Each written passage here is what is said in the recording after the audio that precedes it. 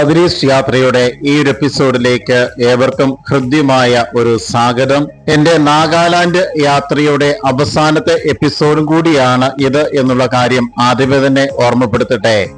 മിഥുൻ എന്ന് പറയുന്ന ഫാമിലേക്കാണ് നിങ്ങളെ കൂട്ടിക്കൊണ്ടു പോകുവാൻ ആഗ്രഹിക്കുന്നത്.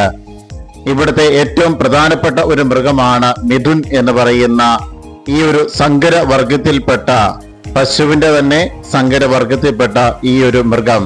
ഹാഫ് വൈൽഡ് ആനിമൽ കൂടിയാണ് ഇത് എന്ന് പറയുവാൻ കൂടി ഞാൻ ആഗ്രഹിക്കുകയാണ്.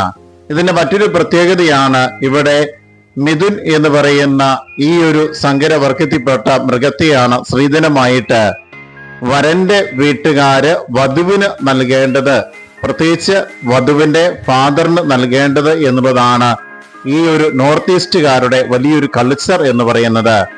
അത്രമാത്രം പ്രാധാന്യം ഇവരുടെ നിത്യേനുള്ള ജീവിതത്തിൽ ഈ മിഥുൻ എന്ന് പറയുന്ന ഈ ഒരു മൃഗം വഹിക്കുന്നുണ്ട് എന്നുള്ള കാര്യം കൂടി എടുത്തു പറയാൻ വേണ്ടിയിട്ടാണ് ഈ ഒരു ഫാം പരിചയപ്പെടുത്തുവാൻ ഞാൻ ഏറ്റവും കൂടുതൽ ആഗ്രഹിക്കുന്നത്.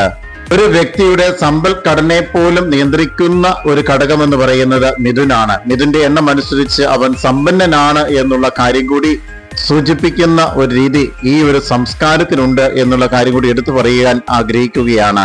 വിവാഹത്തിന് ഭക്ഷണമായിട്ട് വിളമ്പുവാനും ഇതിനെ ഉപയോഗിക്കുന്നു എന്നുള്ളതാണ് മറ്റൊരു പ്രത്യേകതയായിട്ട് എനിക്ക് എടുത്തു പറയാൻ ആഗ്രഹിക്കുന്നത്. നോർത്ത് ഈസ്റ്റ് ഭാഗത്ത് മിക്കവാറും കാണപ്പെടുന്ന എല്ലാ വിഭാഗത്തിലും പെട്ട മിഥുൻ എന്ന് പറയുന്ന സങ്കരവർഗത്തിലെ എല്ലാ മൃഗങ്ങളെയും ഇവിടെ പരിപാലിക്കുന്നുണ്ട് എന്നുള്ളതാണ് ഈ ഒരു ഫാമിന്റെ ഏറ്റവും വലിയ പ്രത്യേകത എന്ന് പറയുന്നത്.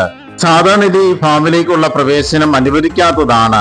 എങ്കിലും ഞങ്ങളുടെ കൂട്ടത്തിലുള്ള വൈദികന്റെ ഈ ഫാം ഉടമസ്ഥനുമായിട്ടുള്ള നല്ലൊരു ബന്ധം ഉള്ളതുകൊണ്ട് മാത്രമാണ് ഇതിലേക്കുള്ള പ്രവേശനം ഞങ്ങൾക്ക് സാധ്യതമായിരിക്കുന്നത്. ഞങ്ങൾ താമസിക്കുന്ന സ്ഥലത്തുനിന്ന് അധികം അകലത്തിലല്ലാതെയാണ് ഈ ഒരു ഫാം നിലകൊള്ളുന്നത്. അതുകൊണ്ട് തന്നെ യഥേഷ്ടം ഈ ഒരു ഫാം സന്ദർശിക്കുവാൻ ഞങ്ങൾക്ക് അവസരം ലഭിക്കുകയായിരുന്നു.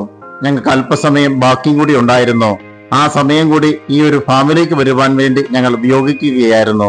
നോർത്ത് ഈസ്റ്റുകാരുടെ ഏറ്റവും പ്രധാനപ്പെട്ട മൃഗമായ ഈ ഒരു മൃഗത്തിന്റെ ഒരു ഫാം കാണുവാൻ സാധിച്ചതും നല്ല ഒരു അവസരമായിട്ട് ഞാൻ കരുതുകയാണ്.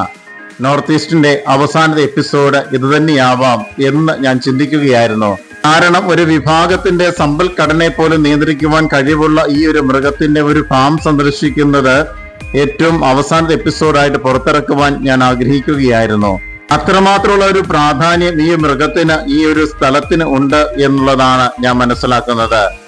അതുകൊണ്ട് തന്നെ ഈ ഒരു എപ്പിസോഡ് ഈ ഒരു ഫാമിലൂടെ ഒരു സന്ദർശനമാകാം എന്ന് ഞാൻ ചിന്തിക്കുകയായിരുന്നു.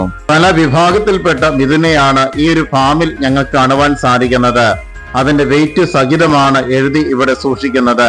അത്രമാത്രം കരുതലോടെ പരിപാലിക്കുവാനുള്ള പ്രധാനപ്പെട്ട ഘടകമെന്ന് പറയുന്നത് ഈ ഒരു മിഥുൻ എന്ന് പറയുന്ന പല വർഗങ്ങളിൽപ്പെട്ട സങ്കര വർഗങ്ങളൊക്കെ നഷ്ടപ്പെട്ടു പോകരുത്, നശിച്ചു പോകരുത് എന്ന ഉദ്ദേശത്തോടുകൂടി പരിപാലിക്കുക എന്നുള്ളതും അതിന്റെ വരും തലമുറകളെ കൂടി വീണ്ടും എടുക്കുക എന്നുള്ള ഉദ്ദേശത്തോടു കൂടിയാണ് പ്രധാനമായും ഈ ഒരു ഫാം മുന്നോട്ട് പോകുന്നത്. പരിപൂർണമായിട്ടും സർക്കാരിന്റെ പിന്തുണയിലും ഉത്തരവാദിത്തത്തിലുമാണ് ഈ ഒരു ഫാം ഇന്ന് മുന്നോട്ട് പോയിക്കൊണ്ടിരിക്കുന്നത്.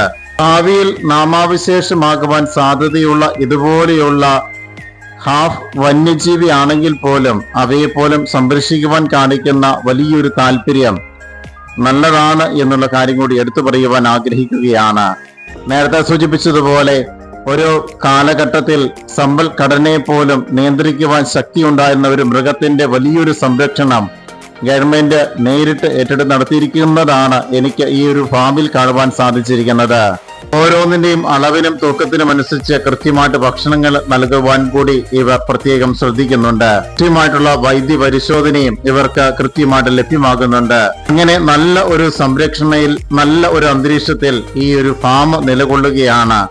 ചുറ്റുപാടും നല്ലൊരു അന്തരീക്ഷം. ഫാമിലൂടെയുള്ള യാത്രക്കിടയിലാണ് ആ വെയിറ്റ് മെഷീൻ ഞങ്ങൾ കാണുവാൻ ഇടവന്നത്.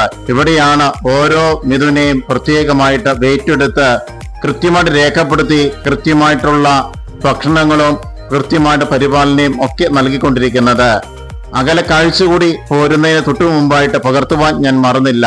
ചുറ്റുപാടും പ്രകൃതി രമണീയമായ മനോഹരമായ സ്ഥലം അതും കൂടി ഒപ്പിയെടുത്തതിന് ശേഷമാണ് തിരികെയുള്ള യാത്ര ഞാൻ നടത്തിയത്.